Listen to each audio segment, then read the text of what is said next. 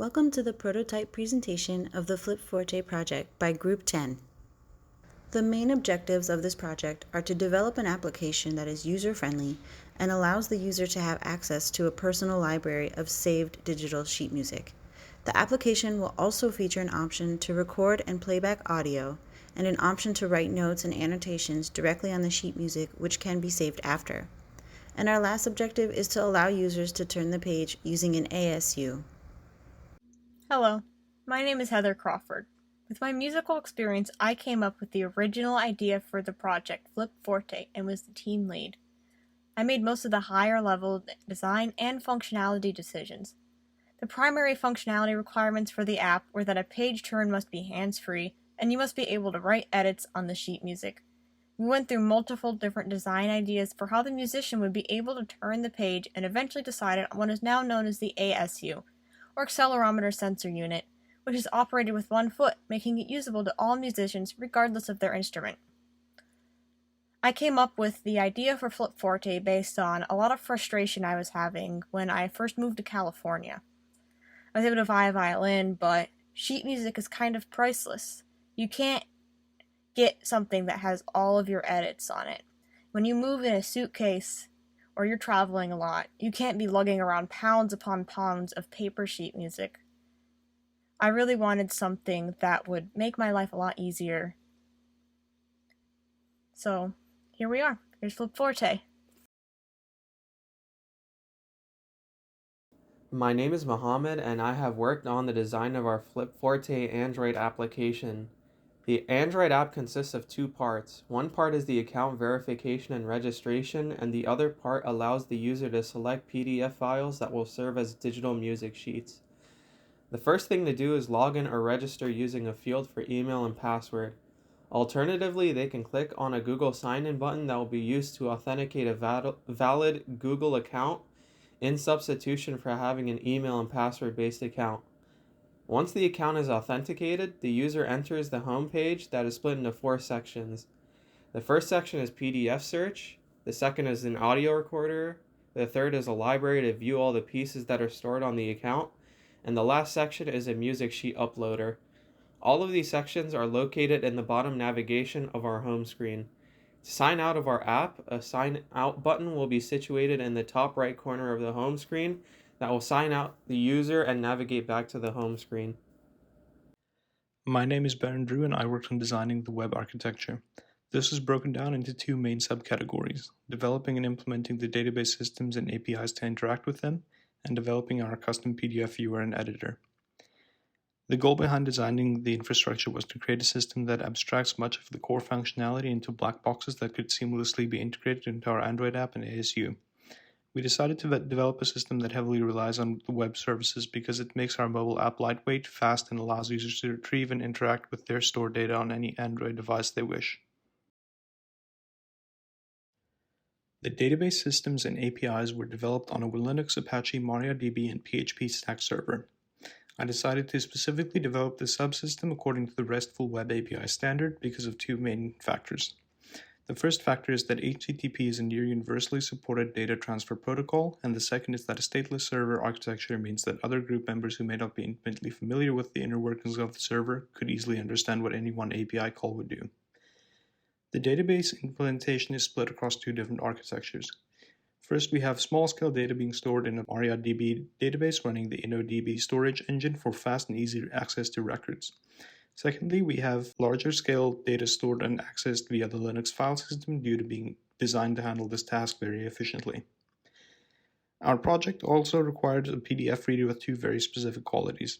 It should allow users to make notes on the PDF itself and store those notes separately from the actual PDF file, and it should be controlled programmatically remotely over the internet. Since no existing PDF reader has both these qualities, I had to develop one on top of the Mozilla's open source PDF.js library.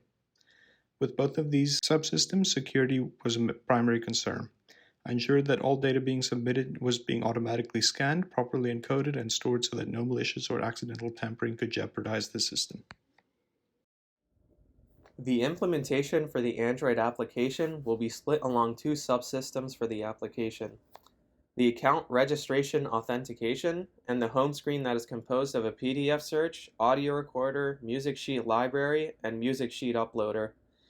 The account information is stored in a remote database on Google Firebase.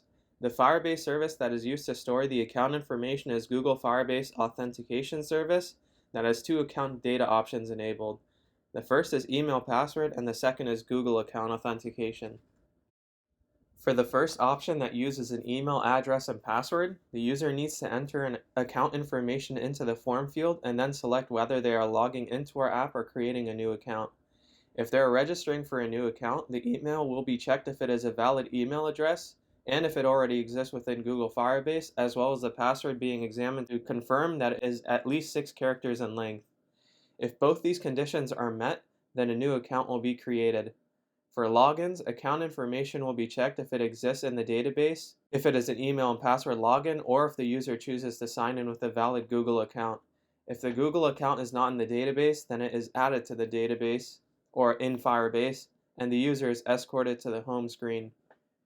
The search screen involves allowing the user to select music sheet PDF file that is stored on their account and displaying it on the screen using our API.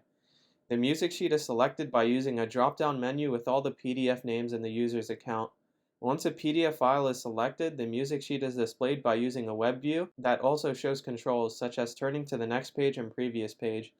All data is retrieved from our API as a JSON object that is parsed to find the title of the music sheet, the date that the music sheet was uploaded to our server, and the PDF file itself. The audio recorder screen allows the user to record audio using the microphone of their Android tablet or phone and save it locally to the device.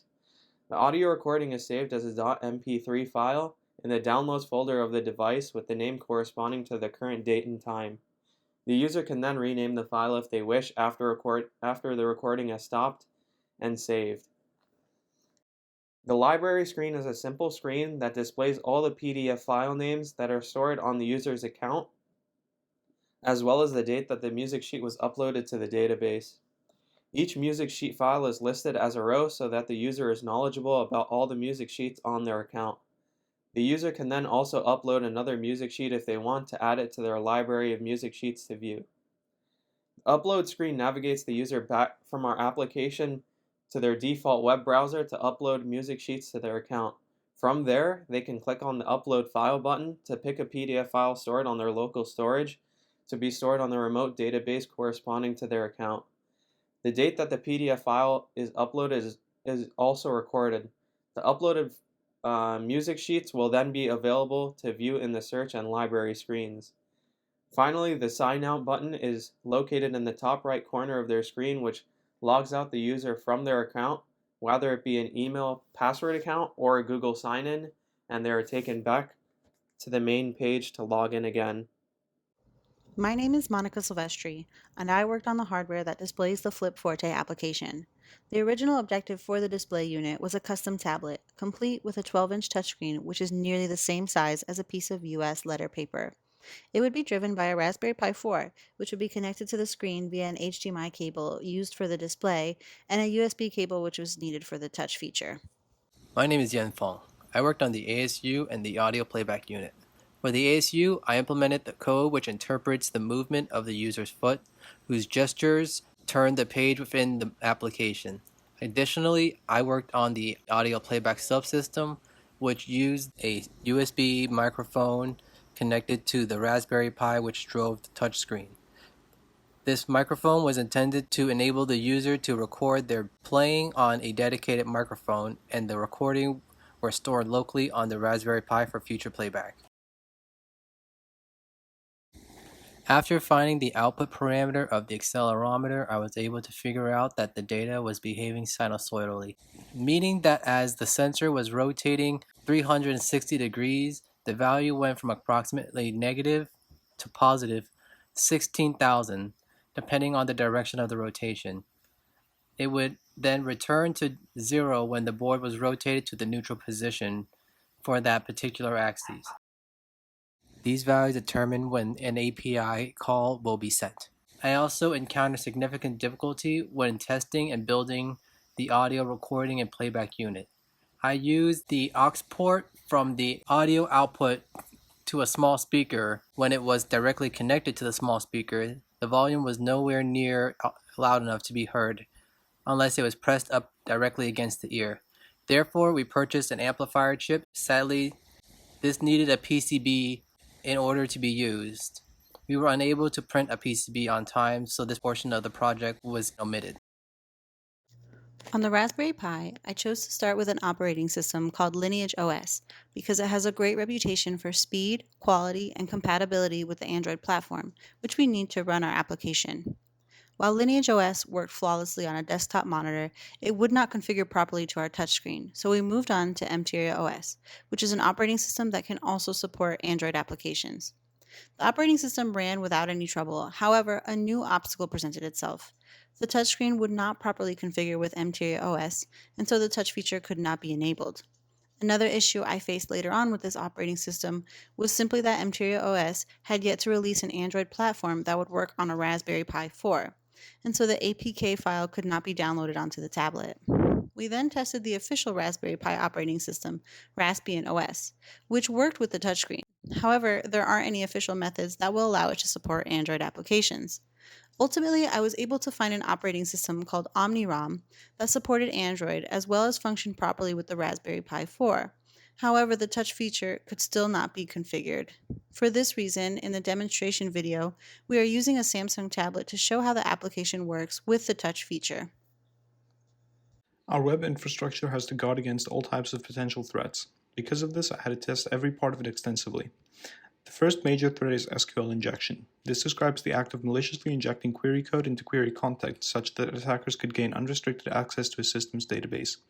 To ensure I dealt with this correctly, I had to test many different queries that could potentially interrupt system operation and cause unintended side effects.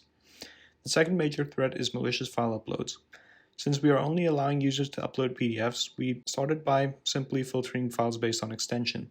While this works for very naive attacks, it is not sufficient for a sophisticated attack. To solve this issue, I tested many solutions and finally settled on MIME file type checking, which ensured that actual file contents were correctly represented. Beyond this, testing played a major part in developing the PDF reader as well. This was also an iterative approach of trying many different solutions and testing them until they failed, then investigating potential fixes or alternatives. Hello, this is the project demo of FlipForte. So in this I'm going to demonstrate me playing a piece of music while I use the ASU. So the ASU is right here. And let me make sure it's working. Yep, it's working. So to begin, I'm going to be clipping this onto my foot, which is down below where you won't see. Here, I have another camera set up.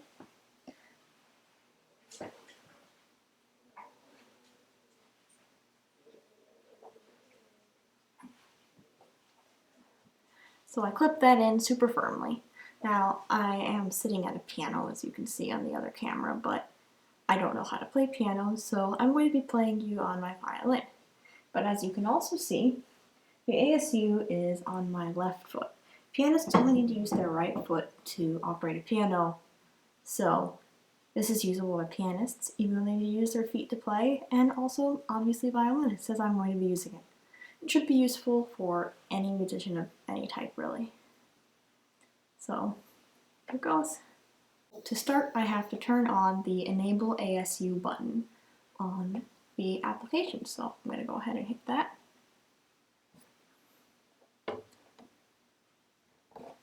And alright, I'm going to use it now. I'm going to start at the end of the first page so that you don't have to listen to me play through the whole thing until the second page, when I use the ASU to turn the page.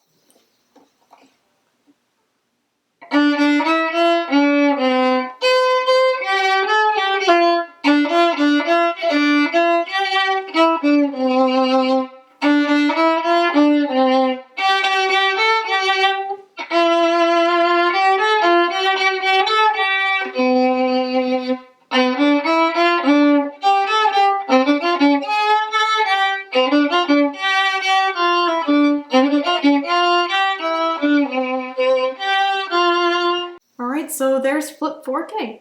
Have a great summer. This has been fun.